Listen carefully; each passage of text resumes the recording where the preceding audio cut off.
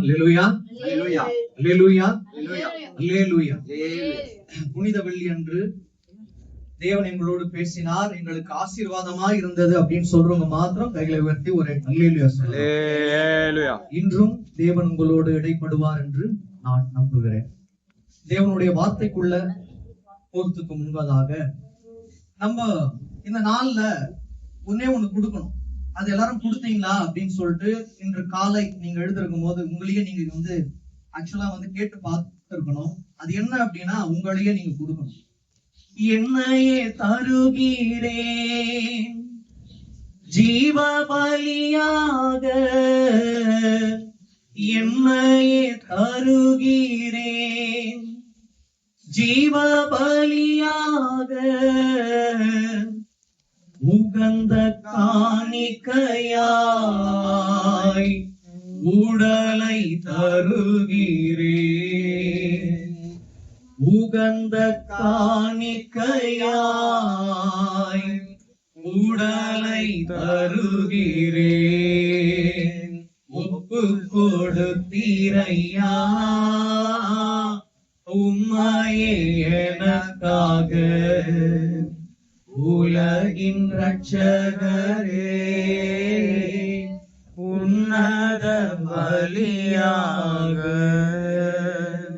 நான் நினைக்கிறேன் நீங்க யாருமே தேவனுக்கு என்று உங்களுக்கு கொடுக்கலன்னு நினைக்கிறேன். அதனால சத்தம் எப்பொழுதுமே எப்படி இருக்கணுமா, எக்காலத்தை போல இருக்கணுமா. நாங்கள் தேவனிடம் எங்களுடைய சரீரத்தையும் எங்களுடைய ஜீவனையும் கொடுத்து விட்டோம் அப்படின்னு சொல்றவங்க மட்டும் கூட சேர்ந்து உற்சாகமாக இந்த சரணத்தை மட்டும் பாடுங்க. என்னையே தாருகிறேன் ஜீவ பலியாக, என்னையே தருகிறேன் ஜீவ பலியாக,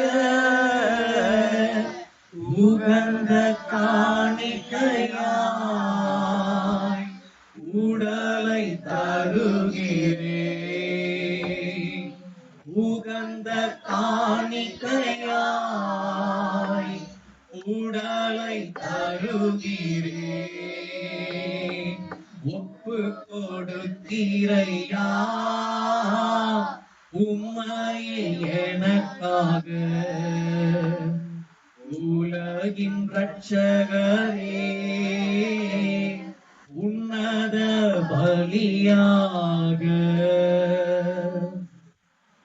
அவர் நமக்கு ஒரு மரித்த தேவனா இல்லை, இன்று உயிரோடு இருக்கிற தேவனா இருக்கிறார். அன்று புனித வெள்ளியில தேவன் மரித்தது உண்மைதான், ஆனால் அவர் அன்று மட்டும் இல்ல இன்றும் உயிர் தெழுந்திருக்கிறார். விசுவாசிக்கிற மாத்திரம் கையில். இப்போ உங்களுக்கு தேவனுடைய வார்த்தை இரண்டு விதமாய் வரும். அது எப்படி வர வேண்டும் என்று நீங்க தான் முடிவு எடுத்துக்கணும். ஒன்று, நான் உங்களை கேட்கிறேன், உள்ளத்தின் ஆழத்துல இருந்து யோசிச்சு சொல்லுங்க. தேவனுடைய வார்த்தை உங்களுக்கு ஒரு புளிப்பான அப்பமாய் வேண்டுமா அல்லது சுத்தமான ஒரு அப்பமாய் வேண்டுமா? புளிப்பான அப்பமாய் தேவன் ஒரு நாளும் வார்த்தைகளை கொடுக்க மாட்டார். அவர் சுத்தமான அப்பத்தை உங்களுக்கு இன்று கொடுக்க போகிறார். தேவனுடைய வார்த்தை உங்களை ஆரம்பம் முதல் இறுதி வரை நடத்தும் சொல்லிட்டு நான் நம்புறேன். பொதுவாகவே ஈஸ்டர் அப்படின்னா தேவனுடைய உயிர்த்தெழுதலை நம்ம வெளிப்படையா பார்ப்போம். இன்று ஒரு வித்தியாசமாக நம்ம பார்க்க போறோம். ஒரு இரண்டு விதமான இருவர், ஆரம்பத்துல இரண்டு விதமான இருவரை பத்தி நம்ம பார்க்க போறோம். அவங்கள போல நம்மளோட வாழ்க்கை இருக்கக்கூடாது, அது செத்த வாழ்க்கை. அடுத்ததாக இருவரை பற்றி பார்க்க போறோம். அவர்களை போலவே நம்மளோட வாழ்க்கை இருக்கணும், அதுதான் உயிர்த்தெழுதலை குறிக்கிறது. இந்த இருவருமே பிசாசை குறிக்கிறது. அடுத்தது நம்ம பார்க்க போற இருவர் ஆண்டவராக இயேசு கிறிஸ்துவை குறிக்கிறது. உங்களுக்கு ஆரம்பத்துல இருக்க இருவர் வேணுமா இல்ல நம்ம ரெண்டாவது பார்க்க போற இருவர் வேணுமான்னு சொல்லிட்டு நான் இறுதியில கேட்பேன். நம்ம ரெண்டாவது பார்க்க போறோம் பாத்தீங்களா, அந்த இருவர் தான் நமக்கு ரொம்ப ரொம்ப முக்கியமானது. நான் முதல்ல உங்களுக்கு ஒரு இன்ட்ரோடக்ஷனா ஒரு முன்னுரையாக யாரை பத்தி பார்க்க போறோம்னு சொல்றேன். அதுக்கப்புறமா நம்ம உள்ளத்தின் ஆழத்துல இருந்து நம்ம ஒருவர் காரியமாக தியானிக்கலாம். நம்ம ஃபர்ஸ்ட் யாரை பத்தி பார்க்க போறோம்னா, சாமுவேலோட இரு பிள்ளைகள். எல்லாருக்குமே தெரியும், ஆபிரகாமின் பசங்க கேட்டா கடகடன்னு சொல்லிடுவோம் நம்ம. சாமுவேலுக்கு 2 பிள்ளைகள் இருந்தார்கள். ஒன்று யோவேல், இன்னொன்னு அபியா. இத நீங்க எங்க பார்க்கலாம் அப்படின்னா 1 சாமுவேல் 8ஆம் அதிகாரம் 1 முதல் 5 வரை. மூத்த பிள்ளை பெயர் யோவேல், இளைய பிள்ளை பெயர் அபியா. யோவேல் அந்த பெயருக்குரிய அர்த்தம் தேவனே கர்த்தர், இல்ல கர்த்தரே தேவன். அபியா என்பதற்கான பெயருக்குரிய அர்த்தம் கர்த்தரே பிதா. அப்ப ரெண்டுத்துக்கும் என்னதான்? ஒரே பெயர் அர்த்தம் தான். அப்படின்னா என்ன அர்த்தம்? நம்ம இயேசு கிறிஸ்துவே பிதா, இயேசு கிறிஸ்துவே தேவன். மூத்த பிள்ளை பெயர் யோவேல், இளைய பிள்ளை பெயர் அபியா. யோவேல் அப்படின்ற பெயருக்குரிய அர்த்தம் தேவனே கர்த்தர் அல்லது கர்த்தரே தேவன். அபியா அப்படின்னா தேவனே பிதா. அப்போ இவர்கள் இருவரும் தேவனுக்கு பிரியமாக இருந்தார்களா அப்படின்னு கேட்டா தேவனுக்கு பிரியமா இல்ல, உலகத்துக்கு பிரியமா இருந்தார்கள். அதனால் ஜனங்கள் என்ன பண்றாங்க? சாமுவேல் கிட்ட வந்து, எங்களுக்கு தீர்க்கதரிசிகள், நீங்க எங்களை மேய்த்தது போதும், உங்களுக்கு என்ன ஆயிடுச்சு? வயசாயிடுச்சு, எங்களுக்கு என்ன வேணும்? ராஜா வேணும்னு கேட்பாங்க. அப்படி ஆரம்பித்ததுதான் இந்த ராஜாக்களுடைய வாழ்க்கை. அப்போ இவர்கள் இருவரும் செய்த ஒரு குற்றம் தான் ராஜாக்கள் உருவாகிறதுக்கான ஒரு முக்கியமான காரியமா இருந்தது. நம்ம நேரடியாக தேவனுடைய வார்த்தைக்குள்ள போகலாம். அந்த 1 சாமுவேல், நீங்க 8ஆம் அதிகாரத்துல 1ல இருந்து வாசிங்க. 1 சாமுவேல் 8ஆம் அதிகாரம் 1 முதல். வாசிங்க சாமுவேல்.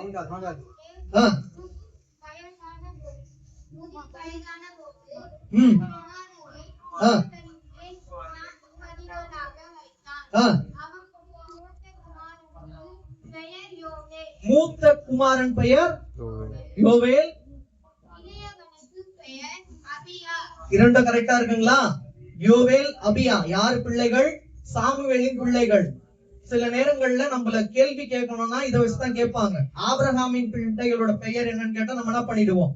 ஈஸியா சொல்லிடுவோம். ஈசாக்கோட பிள்ளைகள் பெயர் கேட்டா ஈஸியா சொல்லிடுவோம். சாமுவேலோட பிள்ளைகள் பெயர் கேட்டா அது கொஞ்சம் கஷ்டம்னா இது எழுதிக்கங்க. இது உங்களுக்கு வாழ்நாள் முழுக்க மறக்க கூடாது. ஆனா இவங்களை போல இருக்க கூடாது. இது ரொம்ப ரொம்ப முக்கியமானது.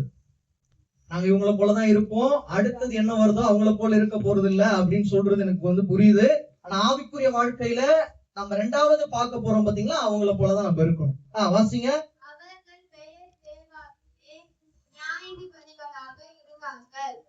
என்னவா இருந்தாங்க? நியாயாதிபதிகளா இருந்தார்கள். யார் நியமிக்கிறா?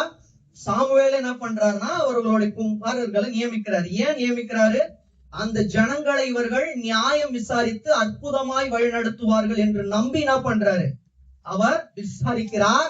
ஆனால் அவர்கள் இருவரையும் அவர் என்ன பண்ணல, அதாவது கண் வைத்து பார்க்கல. கண் வைத்து அவர் என்ன பண்ணிருக்கணும்? பார்த்திருக்கணும். அவர்கள் மாம்ச சிந்தையில இருந்தார்கள். அப்போ யோவேலும் அபியாவுக்கும் ஆவியின் சிந்தை இல்ல, மாம்ச சிந்தை இருந்தது. நமக்கு என்ன இருக்கக்கூடாது? மாம்ச சிந்தை இருக்கக்கூடாது. என்ன இருக்கணும்? ஆவியின் சிந்தை. அந்த மாம்ச சிந்தை இருந்ததுனாலதான் ஜனங்கள் என்ன பண்றாங்க? இவர்களை வெறுக்க ஆரம்பிக்கிறேன். ஏன்னா இவங்க அப்படிதான் நடந்தாங்க. கீழே வாசிங்க அப்படியே. ஆனாலும் உங்கள் பிள்ளைகள் தேவனுக்கு பிரியமான வழியில நடக்கணுமா இல்ல மாம்சத்துக்குரிய வழியில நடக்கணுமா? அதான் கஷ்டம்ன்றீங்களா? புரியுது. வாசிங்க. பொருளாசைக்கு சாய்ந்து பரிதானம் வாங்கி நியாயத்தை புரட்டினார்கள். அப்போ எதுக்கு சாயக்கூடாது? நம்ம பொருளாசைக்கு நம்ம ஒரு நாளும் சாயக்கூடாது. பரிதானம் வாங்கி நியாயத்தை என்ன பண்ணாங்க? புரட்டினார்கள். அப்படின்னு என்ன அர்த்தம்? அநியாயமாய் நடந்தார்கள். எப்படி நடக்க கூடாது? நம்ம அநியாயமாய் நடக்க கூடாது, நியாயமாய் நடக்கணும். அவ்வாறு நாம் அநியாயமாய் நடந்தால் யோவேல், அபியா எவ்வாறு தேவனுக்கு பிரியம் இல்லாது இருந்தார்களோ நாமும் தேவனுக்கு பிரியம் இல்லாது இருப்போம். நம்ம எப்படி இருக்கணும்? தேவனுக்கு பிரியமா இருக்கணும். இன்னைக்கு நம்மளோட ஆத்துமாவும் ஆவியும் நம்ம உயிர் தேடணும் அப்படின்னா அநியாயமாய் நடப்பது தேவனுக்கு பிரியமா இருக்காது. எப்படி நடக்கணும்? நியாயமாய் நடக்கணும். 5 வரைக்கும் வாசிங்க. கூட்டம் கூடி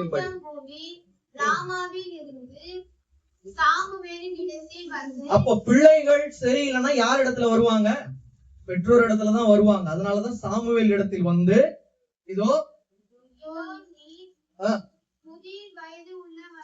என்ன சொல்றாங்க?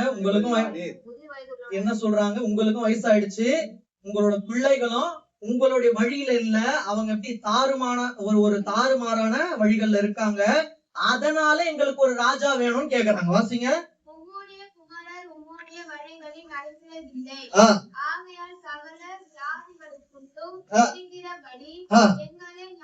அப்போ அந்த காலகட்டத்துல சகல ஜாதிகளுக்கும் ராஜா இருந்தது, இவங்களுக்கு மட்டும் என்ன இல்ல? ராஜா இல்ல. அதனால என்ன சொல்றாங்க? சகல ஜாதிகளுக்குள் எவ்வாறு ராஜாக்கள் இருக்கிறார்களோ எங்களுக்கும் என்ன வேணும்? ராஜா வேணும். அதனால எங்களுக்கு ஒரு ராஜாவை நீங்கள் ஏற்படுத்துங்கள் அப்படின்னு என்ன பண்றாங்க? யார்கிட்ட கேக்குறாங்க? சாமுவேல் கிட்ட. ஏன் கேக்குறாங்க? அவர்களுடைய குமாரர்கள் அவங்கள நியாயமாய் விசாரிக்கல, அநியாயமா என்ன பண்ணாங்க? அவர்கள் பரிதனம் வாங்கி பொருளாசை உள்ளவர்களா இருந்து அவங்க என்ன பண்ணாங்க? நியாயத்தை என்ன பண்ணாங்க? காட்டினார்கள். அப்படி நம்ம இருக்கணுமா? இருக்கக்கூடாதா? இருக்கக்கூடாது.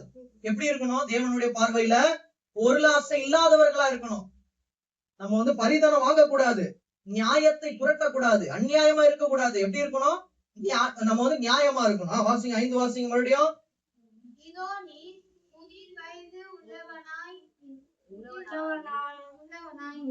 உம்முடைய குமாரர் உம்முடைய வழிகளில் நடக்கிறதில்லை, ஆகையால் சகல ஜாதிகளுக்குள்ளும் இருக்கிறபடி எங்களை நியாயம் விசாரிக்கிறதுக்கு ஒரு ராஜாவை ஏற்படுத்த வேண்டும் என்றார்கள். எங்களை நியாயம் விசாரிக்க ஒரு ராஜாவை ஏற்படுத்தும் என்று அவர்கள் சொன்ன வார்த்தை சாமுவேலுக்கு தகாததாய் காணப்பட்டது. ஏன் சாமுவேலுக்கு தகாததாய் காணப்பட்டதுன்னா, முழு உலகத்துக்கும் ராஜா ஆண்டவராகிய இயேசு கிறிஸ்து இருக்கும் போது ஜனங்களுக்கு அறிவில்லாமல் எங்களுக்கு மாம்சத்தில் ஒரு ராஜா வேணும்னு கேக்குறாங்களே அப்படின்னு சாமுவேலுக்கு என்னாச்சு? உள்ளத்துல ஒரு வேதனை இருந்ததுனால இந்த காரியம் சாமுவேலுக்கு தகாததாய் எண்ணப்பட்டதாம். அப்ப நம்மளுடைய ராஜா யாரு? ஆண்டவராகிய இயேசு கிறிஸ்து. நமக்கு வேற ஒரு ராஜா வேணுமா? வேணாம். அவர் இருக்கும் போது அவரே உலகத்தையும் நியாயம் தீர்த்து அற்புதமாய் வழிநடத்த வல்லவராய் இருக்கிறார். அப்ப நம்மளுடைய குடும்பத்துக்கு நம்ம தான் ராஜா என்ன பண்ண முடியாது? நம்ம சொல்லவே முடியாது. ஒரு குடும்பத்துக்கும் ஒரே ராஜா ஆண்டவராகிய இயேசு கிறிஸ்து. வாசிங்க. ஆகையால் சாமுவேல் சுயமாக அவன் என்ன பண்ணல, எதையும் செய்யல. தேவனிடம் என்ன பண்ணாரு? அவரு விண்ணப்பம். அதாவது எசப்பா இவங்க ஒரு ராஜாவை கேக்குறாங்க, நான் என்ன பண்ணட்டும்? ராஜாவை ஏற்படுத்தட்டுமா வேணாவா அப்படின்னு என்ன பண்ணாரு? அவரு விண்ணப்பம் செய்தார். அதுக்கப்புறமா தான் சவுல், தாவீது, சாலமோன், அப்புறம் நிறைய ராஜாக்கள் தான் உருவானார்கள். அப்ப நம்ம எப்படி இருக்க கூடாது? யோவேல் மாதிரியும் ஆபியா மாதிரியும் இருக்கக்கூடாது. அப்படி இருந்ததுனாலதான் ஜனங்க என்ன பண்ணாங்க?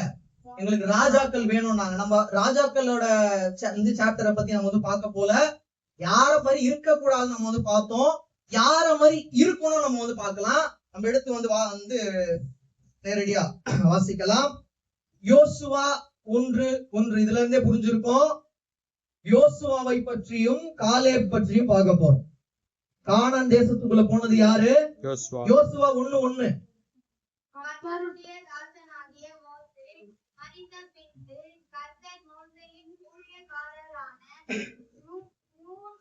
நூனின் குமாரன் யோசுவாவை நோக்கி, என் தாத்தனாகிய மோசே மரித்து போனான். இப்பொழுது நீயும் இந்த ஜனங்கள் எல்லாரும் எழுந்து இந்த யோர்தானை கடந்து இஸ்ரவேல் புத்திரருக்கு நான் கொடுக்கும் தேசத்துக்கு போங்கள். நான் மோசேக்கு சொன்னபடி உங்கள் காலடி மிதிக்கும் எவ்விடத்தையும் உங்களுக்கு கொடுத்தேன். வனாந்தரமும் இந்த லீபனோனும் தொடங்கி ஐபிராத் நதியான பெரிய நதி மட்டுமாக ஏத்தியரின் தேசம் அனைத்தும் சூரியன் அஸ்தமிக்கிற திசையான பெரிய சமுத்திரம் வரைக்கும் உங்கள் எல்லை. உயிரோடு இருக்கும் நாளெல்லாம் ஒருவனும் உனக்கு முன்பாக எதிர்த்து நிற்பதில்லை. நான் மோசேயோடு இருந்தது போல உன்னோடும் இருப்பேன். நான் உன்னை விட்டு விலகுவதில்லை, உன்னை கைவிடுவதில்லை. அப்போ யோசுவாவுக்கு ஒரு வாக்குத்தத்தமாய் தேவன் என்ன பண்றாரு? ஒரு வார்த்தையை கொடுக்கிறார். மோசே மோசே எவ்வாறு எனக்கு முன்பாக ஒரு உத்தமனாய் கீழ்ப்படிந்து நடந்தானோ அவ்வாறு நீ நடக்கும் போது, நியாயப்பிரமாணத்தை கடைபிடிக்கும் போது, மோசேயை எவ்வாறு அற்புதமாய் வழிநடத்தினானோ உன்னையும் அற்புதமாய் வழிநடத்துவேன். தேவன் என்ன பண்றாருன்னா உறுதியான ஒரு வாக்கு கொடுக்கிறார். என்ன வாக்கு கொடுக்கிறாருன்னா, இந்த கானான் தேசத்துக்குள்ள வேற யாரும் போறது இல்ல, யோசுவாவும் காலேபும் மட்டும்தான் போவீங்க.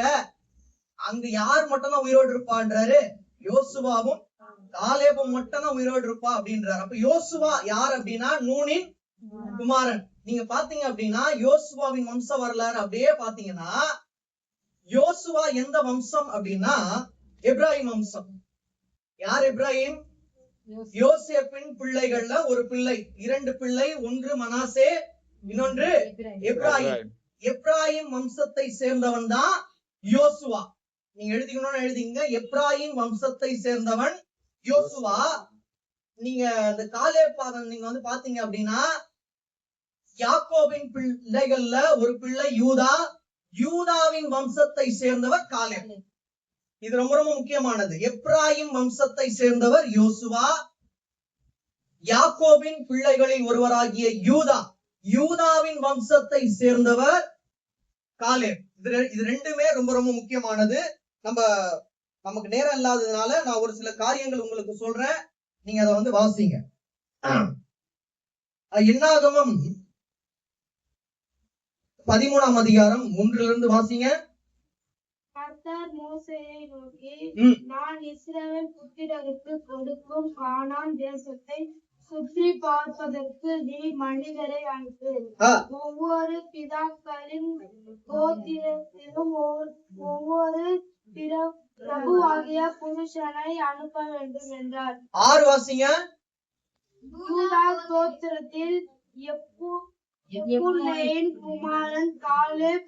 புரிஞ்சுதா உங்களுக்கு? எந்த கோத்திரம் அவரு? யூதா கோத்திரம். யாரு? காலேப். இதுல பாருங்க, இதுல 13ல நீங்க 30 வாசிங்க.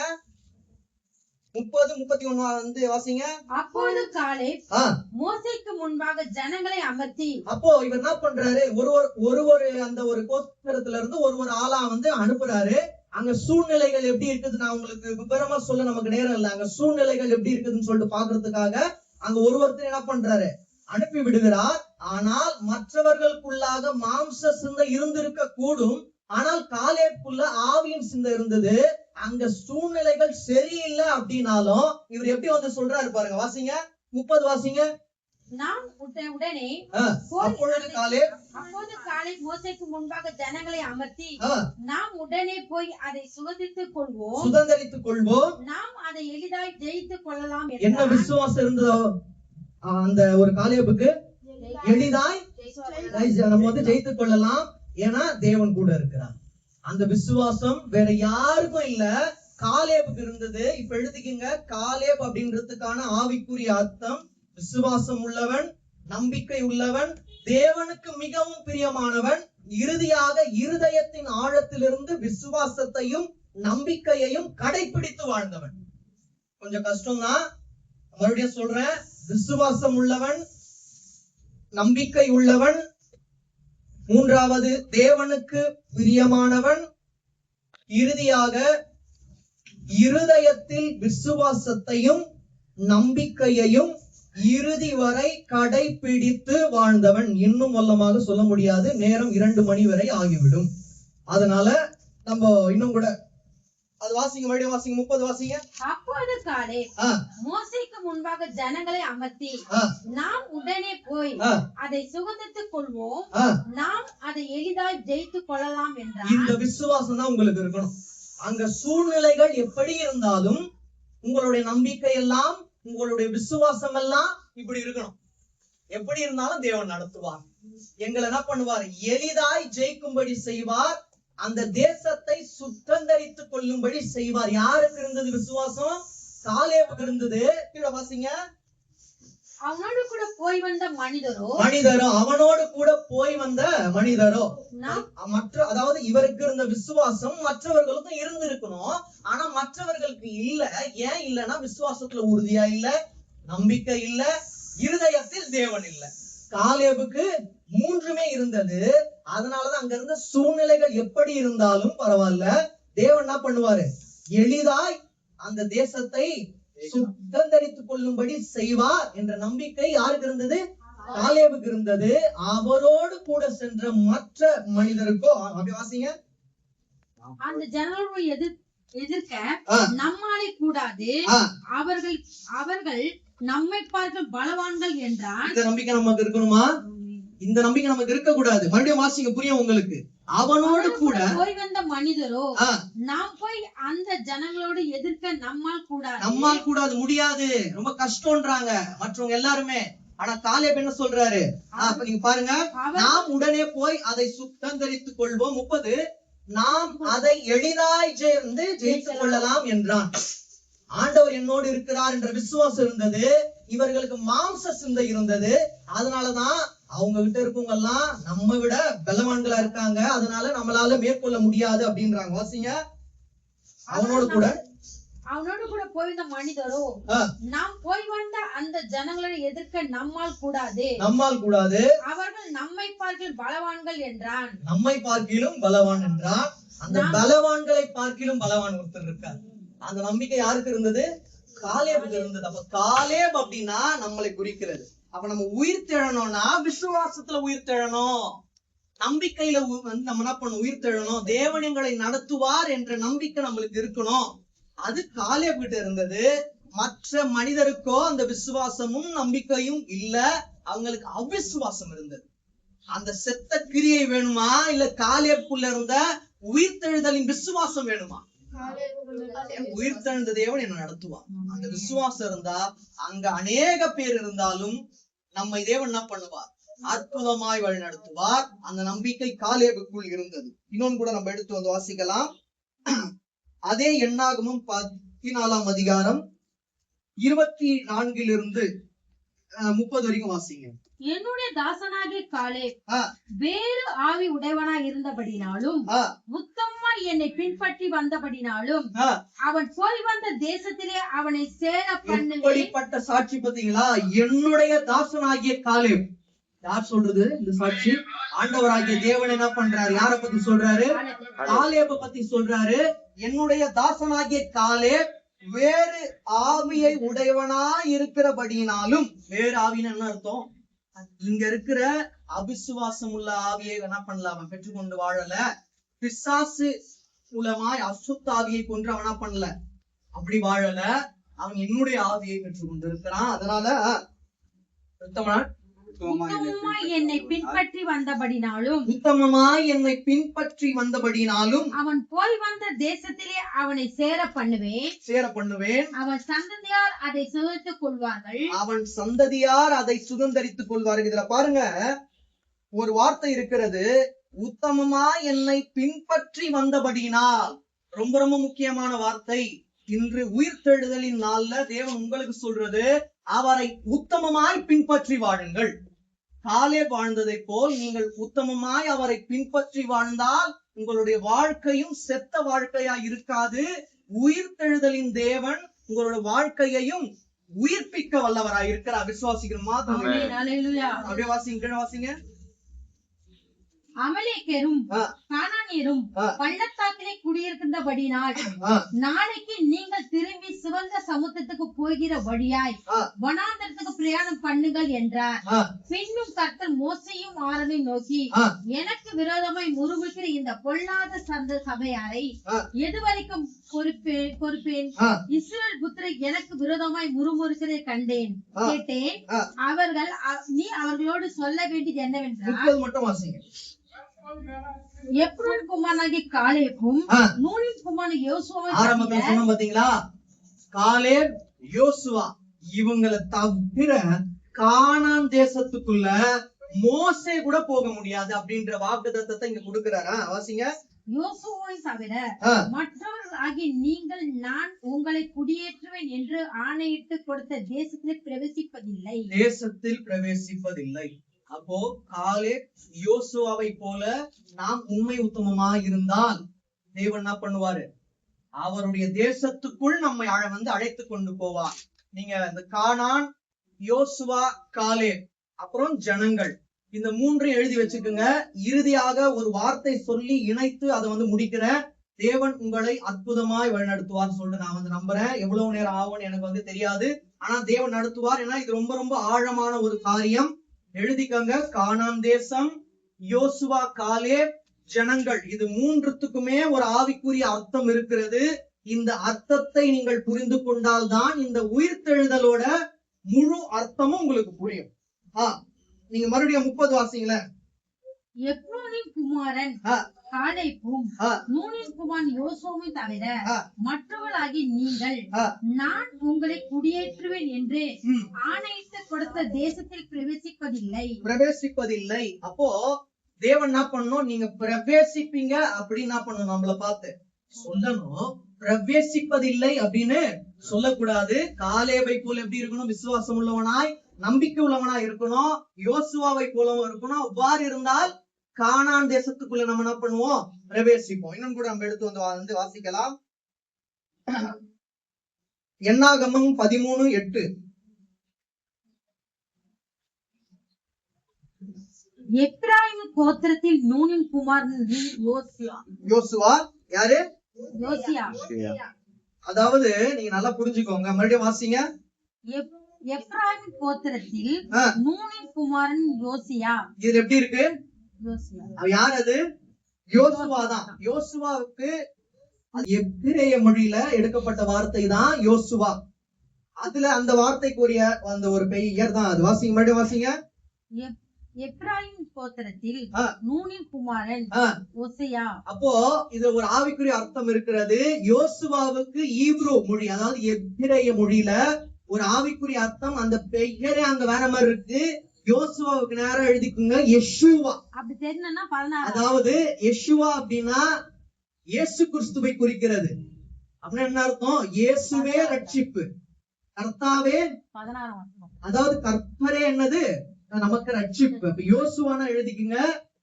இயேசுவே நமக்கு ரட்சிப்பு. அப்ப யோசுவா அப்படின்றதுக்கு வேற ஒரு பெயர் இருக்கிறது, யெஷுவா. யெஷுவானா இயேசு கிறிஸ்துவை குறிக்கிறது. இப்ப கூட நம்ம எடுத்து வந்து வாசிக்கலாம். உபாகமம் 1:36 வாசிங்க.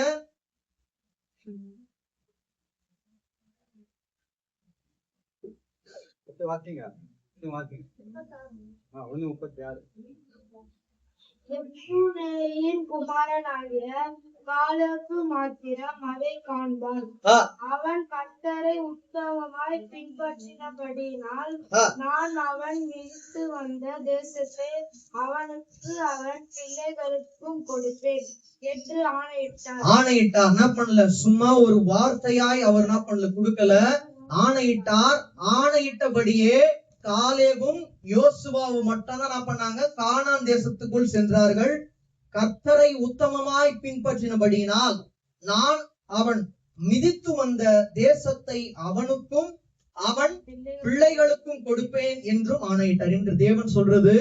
உங்களுக்கு மட்டும் அந்த உயிர்த்தெழுதல் இல்ல, உங்களுடைய பிள்ளைகளுக்கும் உங்களுடைய வம்சங்களுக்கும் அந்த ஒரு உயிர்த்தெழுதலை தர தேவன் வல்லவராய் இருக்கிறார். ஆனால் காலேபை போல உத்தமனாய் இருக்கணும்.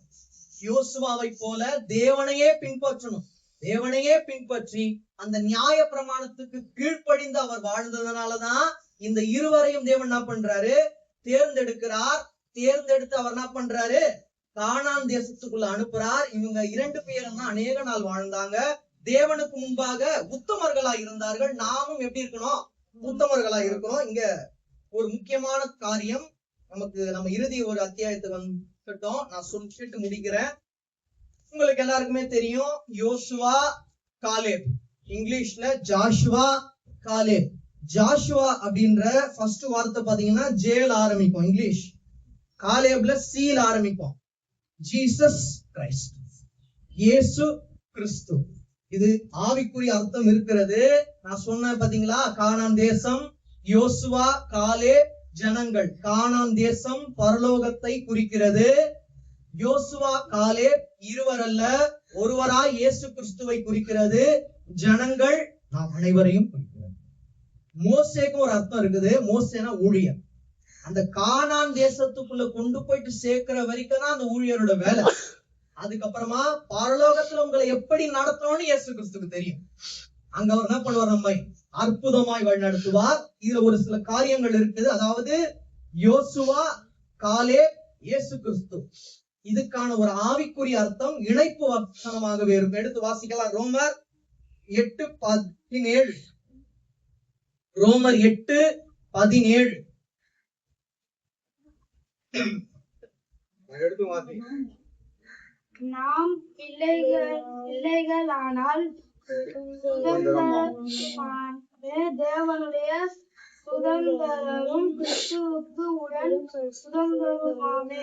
கிறிஸ்துவுடனே கூட நாம் மகிமைப்படும்படிக்கு அவருடனே கூட பாடுபட்டால் அப்படியாகும். அவருடனே கூட பாடுபட்டால். அப்போ அதாவது யோசுவா மற்றும் காலேப் இவர்கள் இருவருடைய வாழ்க்கையிலும் பாடுகள் இருந்ததா அப்படின்னு கேட்டா பாடுகள் இருந்தது. பாடுகள்ல தான் அவங்களோட வாழ்க்கையை தேவன் என்ன பண்றாரு? அற்புதமாய் வாழ்ந்து அவர் என்ன பண்றாரு? வழி நடத்துகிறார். அவருடைய பாடுகள்ல நாம் பங்குள்ளவர்களா இருக்கணும். ரொம்ப ரொம்ப முக்கியமானது. யோசுவா, காலேப் போல நம்ம வாழணும் அப்படின்னு ஏதோ சும்மா வாழக்கூடாது. அவங்களோட பாடுகள்ல, ஆண்டவராகிய இயேசு கிறிஸ்துவின் பாடுகள்ல நம்ம எப்படி இருக்கணும்? பங்குள்ளவர்களா இருக்கணும். அப்ப யோசுவா, காலேப் ஆண்டவராகிய இயேசு கிறிஸ்துவை மறைமுகமாய் குறிக்கிறது. மறுபடியும் 8:17 வாசிங்க. ரோமர். நாம் பிள்ளைகளால் சுதந்திரராமே தேவனுடைய சுதந்திரரும் கிறிஸ்துவுக்கு உடன் சுதந்திரருமாமே. கிறிஸ்துவுடனே கூட நாம் மகிமைப்படும்படிக்கு அவருடனே கூட பாடுபட்டால் அப்படியாகும். அப்போ கிறிஸ்துவுடனே கூட நாம் மகிமைப்படும்படிக்கு அவருடனே கூட பாடுபட்டால் அப்படியாகும். பாடுபடாமல் இருந்தால் நம்மளோட வாழ்க்கை என்றோ எப்படி இருக்கும்னா பிசாசின் காரியத்துக்கு என்ன இருக்கும்? இடம் கொடுத்து நம்ம அப்படி வாழ்ந்திருப்போம். அவரோடு சேர்ந்து பாடுபட்டதுனாலதான் இன்று தேவன் உயிர் தெழுந்து மகிமைக்குள்ளாக போகும் போதும் கூட நாம் மகிமை பெற்றவர்களாய் நின்று ஜீவனோடு இருக்கிறோம். ஆண்டவராக இயேசு கிறிஸ்துனால மட்டும்தான். அவர் நமக்கு பாடு வந்தால் தேவன் என்ன பண்ணக்கூடாது? தேவனை விட்டு விலகிட்டு பின்வாங்கி போக கூடாது. எவ்வாறு காலேபும் யோசுவாவும் எவ்வளவு பிரச்சனை வந்தாலும் நாங்க தேவன் விட்டு ஒரு நாளும் பிரிய மாட்டோம் இருந்தார்களோ, அவ்வாறு இருந்து கானான் தேசத்துக்குள் போய் அவர்கள் சந்தோஷமாய் இருந்தார்கள். நாமும் பரலோகத்தில் சென்று சந்தோஷமாயிருப்போம். ஏன்னா தேவன் வாக்கு கொடுத்தது உண்மையானது, அது ஒரு நாளும் மாறுபடாது. இன்னும் ஒரு சில காரியங்கள் தான். எபிரேயர் 4:8-9.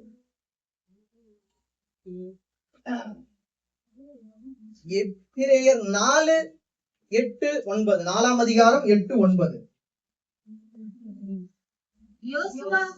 யோசுவா அவர்களை இளைப்பாறுதலுட்படுத்தியிருந்தால் பின்பு அவர் வேறொரு நாளை குறித்து சொல்லி இருக்க மாட்டாரே. 9 வாசிங்க.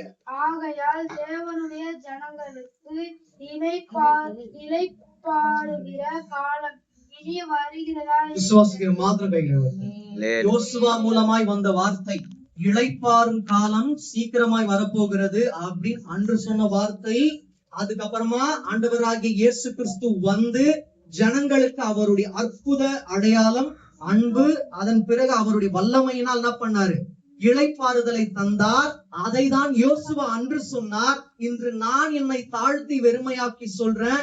நாம் இளைப்பாறுதலாய் தேவனுக்குள் சந்தோஷமாய் இருக்கிற நாட்கள் வெகு சீக்கிரத்துல வரப்போகிறது.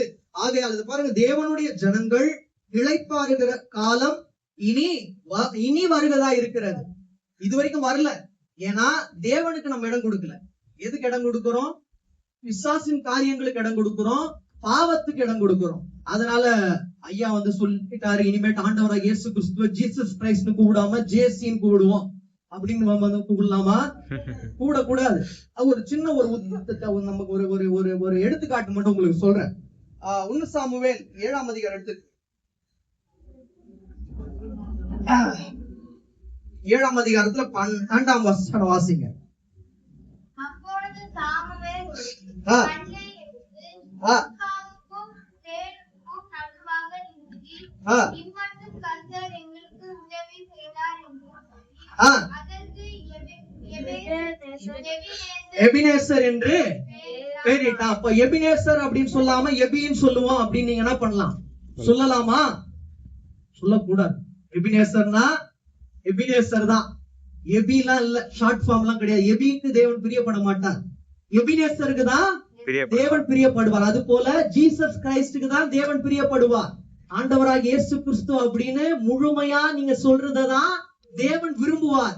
ஜேசி அப்படின்னு ஷார்ட் ஃபார்மா கூப்பிடுறத தேவன் விரும்ப மாட்டார். எப்படி வேணா கூப்பிடலாம். அதனால இனிமேட்டு பிரசங்கம் பண்ணும் போது ஜேசின்னு கூப்பிடுறேன், எபின்னு கூப்பிடுறேன் அப்படின்னு கூட முடியுமா? எப்படி கூப்பிடணும்? எபினேசர். இயேசு கிறிஸ்து என்னை வழிநடத்தினார், இனிமேலும் வழிநடத்துவார். அந்த எபினேசர் எங்களுக்கு ஒரு கல்லா இருப்பார். அதாவது எப்படிப்பட்ட கல்? ஆசீர்வதிக்கும் கல். அதாவது எபினேசர்னா என்ன? இதுவரை எங்களை நடத்தி வந்தவர் இனிமேல் நடத்துவார். அப்படின்னா இதுவரை நடத்தி வந்தாரா இல்லையா? இனிமேலும் நம்மை தேவன் நடத்த வல்லவராக இருக்கிறார். ஒரு ரெண்டே ரெண்டு காரியம் தான். அந்த எபிரேயர்ல 10:23 வாசிங்க.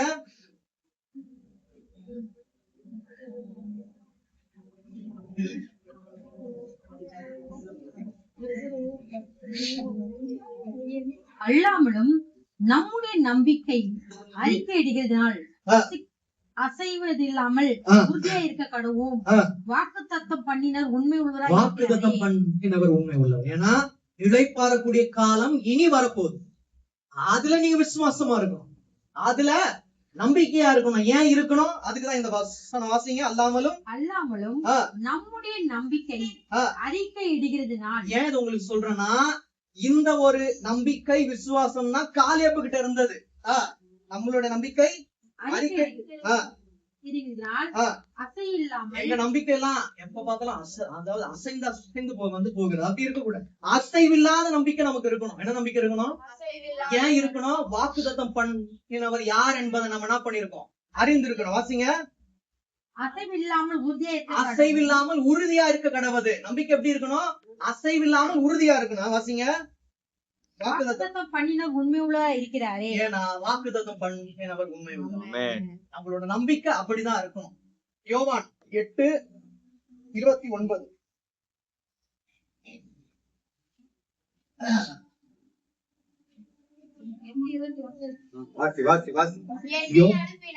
என்னை அனுப்பினவர் என்னுடனே கூட இருக்கிறார். என்னை அனுப்பினவர் என்னோடு கூடனே இருக்கிறார். அப்படின்னு என்ன அர்த்தம்? யோசுவாவுடனே அவர் இருந்தார், காலேபுடனே அவர் இருந்தார், அதனால் நம்முடனே இருக்கிறார். மறுபடியும் வாசிங்க. என்னை அனுப்பினவர் என்னுடனே கூட இருக்கிறார். யாருக்கு பிரியமானது செய்யணும்? என்னுடைய பெற்றோருக்கு பிரியமானதை செய்வேன், என்னுடைய பிள்ளைகளுக்கு பிரியமானதை செய்வேன், என் சகோதரர்களுக்கு பிரியமானதை செய்வேன். அப்படின்றது கிறிஸ்துவுக்குள்ளான வாழ்க்கை அல்ல. யாருக்கு பிரியமானதை செய்யணும்? தேவனுக்கு பிரியமானதை செய்யணும். அப்படி அவர் செய்ததனால்தான் அவர் மரித்தாலும் 3ஆம் நாள் உயிர்த்தெழுந்தார். நாமும் தேவனுக்கு பிரியமானதை செய்வோம். நம்முடைய சரீரம் மரித்தாலும் ஆவிக்குரிய வாழ்க்கையில் அதை தேவன் உயிர்ப்பிக்க வல்லவரா இருக்கிற விசுவாசிக்கிறோமா? நம்முடைய வாசிங்க 29.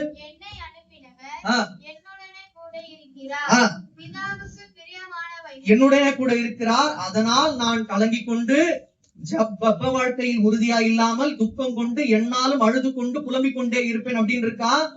என்னோடு இருக்கிறார், அதனால் அவருக்கு பிரியமானதை நான் செய்வேன். அதனால் என்னுடைய வாழ்க்கையை பிசாசின் கையில் ஒப்பு கொடுக்க மாட்டார். என்னை கானான் தேசத்துக்குள் கொண்டு போய் சேர்ப்பார்.